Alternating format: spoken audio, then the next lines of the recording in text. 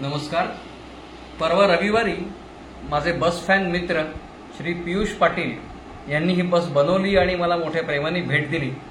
तर 2 दिवस या बसची खेळताना असं लक्षात आलं, त्या दिवशी एक व्हिडिओ याचा बनवला होता 2 दिवसापूर्वी, पण या 2 दिवसानंतर असं लक्षात आलं की या बसचे खूपसे डिटेलिंग झालेले आहेत, खूप मायन्यूट डिटेलिंग आहेत आणि ते सगळी डिटेलिंग आपल्यापर्यंत पोहोचवण्यासाठी आजचा हा व्हिडिओ. सगळ्यात पहिल्यांदा आपण बघणार आहोत या बसचं चेसिस किंवा शॅसी. ही या बसची शॅसी चेसिस टाटाची 12 मीटर शॅसी अशीच असते, चेसिस अशीच असते. ही चेसिस त्यांनी बांधलेली आहे, फार सुंदर. आणि त्यानंतर त्याच्यावर आपलं वर्कशॉप, सेंट्रल वर्कशॉप दापोडी म्हणा किंवा सेंट्रल वर्कशॉप चिकलठाणा म्हणा किंवा सेंट्रल वर्कशॉप नागपूर म्हणा हिंगणा, हे तिन्ही वर्कशॉप अशाच पद्धतीने त्याच्यावर बॉडी बिल्डिंग करतात. तर हे अगदी रिअल चेसिस सारखं बांधलेलं आहे आणि ओव्हरहँग या चेसिसचा, फ्रंट ओव्हरहँग आणि हा बॅक ओव्हरहँग, रिअर ओव्हरहँग, हे अगदी ऍक्च्युअल टाटाच्या चेसिस सारखं आहे, ऍक्च्युअल टाटा चेसिस सारखं. आता टायर्स बघूयात. टायर्स तर छान आहेतच, टायर्सचं ट्रेडिंग म्हणा, एकंदर टायर्सचं जे त्यांनी केलेले आहे, टायर्स सुंदर टायर्स केले आहेत. पण टायर्सचे नटबोल्ट फिल्टिंग सुद्धा इतके सुंदर केलेले आहेत आणि साधारणतः 6 नटबोल्ट असतात सेंट्रलला. हे फ्रंट टायर आणि बॅक टायर सुद्धा बघा किती छान डिटेलिंग केलेलं आहे. नटबोल्ट फिटिंगचं आणि टायर्सचं ट्रेडिंग किंवा टायर्सला असलेले फार सुंदर, म्हणजे इतकं डिटेलिंग टायर्सचं कोणी करत नाही जनरली. टायर्स फ्लॅट ठेवले असते तरी चाललं असतं, बऱ्याच मॉडेल्समध्ये आपण बघतो. पण टायर्सचं पण डिटेलिंग दोन्ही बाजूकडून आपण बघूयात. इकडचे पण टायर्स डिटेलिंग फार सुंदर केले आहे आणि रिअर टायर्स पण फार सुंदर केले आहेत. आणखी डिटेलिंग म्हणजे हे आरसे आणि आरशांना होल्ड करणारे हे ब्रॅकेट्स, फार सुंदर आरसे आहेत. आरशांना होल्ड करणारे हे ब्रॅकेट्स, रिअर व्ह्यू मिरर्स, दोन्ही बाजूचे रिअर व्ह्यू मिरर्स आणि त्यांना होल्ड करणारे हे ब्रॅकेट्स, फार सुंदर.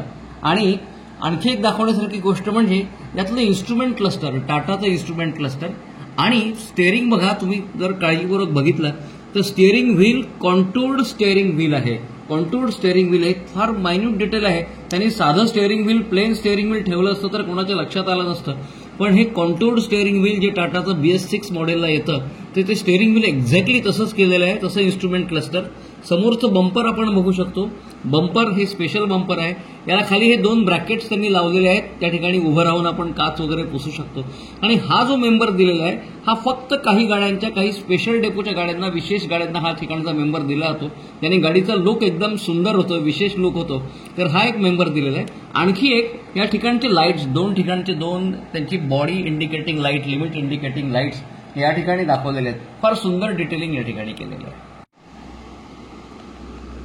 हे रिअर बंपर्स, रिअर रिफ्लेक्टर पट्टी, रेड कलरची रिफ्लेक्टर पट्टी मागून, लाईट्स तर आहेतच, त्याच्या खाली नंबर प्लेट. रिअर बंपर्स पण फार छान आहेत. या गाड्यांना हिरव्या रंगाच्या पार्श्वभूमीवर पिवळ्या रंगाचे रिअर बंपर्स हे फार छान दिसायचे, या गाडीचा लुक एकदम एनहान्स व्हायचा.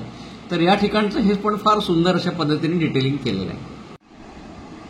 या गाडीचा डेस्टिनेशन बोर्ड, मार्गफलक, आपल्याला आठवत असेल नवरा माझा नवसाचा सिनेमा आणि त्यातलं एळीपुती पण अशोक सराफने म्हटलेलं. तर हा बोर्ड जो आहे हा टिपिकल नागपूर डेपोचा, गणेशपेठ डेपोचा किंवा नागपूर विभागातल्या डेपोचा बोर्ड आहे, ज्यामध्ये डेस्टिनेशन जे आहे ते मोठ्या फॉन्टमध्ये असतं आणि जिथून गाडी येते आहे ते छोट्या फॉन्टमध्ये असतं. छत्रपती संभाजीनगरवरून गाडी येते आहे, मार्गे चिखली, जालना, चिखली, अकोला, अमरावती आणि नागपूर हे फार मोठ्या अक्षरात डेस्टिनेशन असतं. नागपूर आणि चंद्रपूर डिव्हिजनची ही खासियत आहे की मोठा असा बोर्ड असतो आणि फार सुंदर असा बोर्ड, त्यांनी फार बारकावे टिपून हा बोर्ड केलेला आहे. आपण आता बघूयात, थोडं आत जाऊयात. हे पॅसेंजर डोअर, प्रवाशांसाठीचं दार, या ठिकाणी हँडल वगैरे असतं, त्यांनी ते दिलेलं आहे.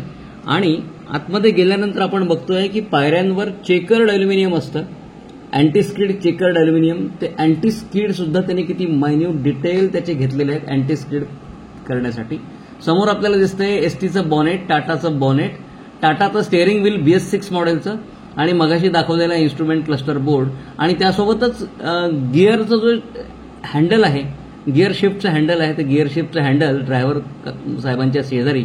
फार सुंदर डिटेलिंग, इतकं मायन्यूट डिटेलिंग. साधं आपलं बॉनेट सिंगल दिलं असतं तरी चाललं असतं, पण इतकं त्या बॉनेटमध्ये किती खाचे आहेत, ते खाच्यांसकट ते बॉनेट त्यांनी बनवलं आहे. त्यांचं कौतुक करावं तेवढं थोडं आहे. आपण आणखी आतमध्ये गेलो तर आपल्याला दिसेल की सेपरेशन डोअर, ड्रायव्हर आणि पॅसेंजरचं सेपरेशन डोअर, त्याची डिटेल विस्मित करून टाकण्यासारखे आहेत. अगदी असंच सेपरेशन डोअर असायचं, ह्याच पद्धतीचं चेकर्ड ते असायचं. आणि आतमधल्या टाईल्स पण बघा, पॅसेंजर साईडच्या ज्या फ्लोअर टाईल्स आहेत किंवा फ्लोअरचं जो स्ट्रक्चर आहे ते चेकर्ड स्ट्रक्चर असायचं, चेकर्ड अल्युमिनियम. आणि ते पूर्ण पॅसेंजर साईडला checkered anti skid checkered aluminium दिलं आहे. त्यानंतर आपण बघू शकतो की प्रवाशांना उभं राहण्यासाठी जो दांडा असतो धरायला, तो थ्रूआउट द लेंथ त्यांनी दिलेला आहे, सेम टू सेम. म्हणजे त्याचं काय आता किती त्याचं वर्णन करावं आणि काय सांगावं. प्लस लगेज रॅक पण त्यांनी दिलेली आहे, लगेज रॅकचं पण डिटेलिंग केलेलं आहे.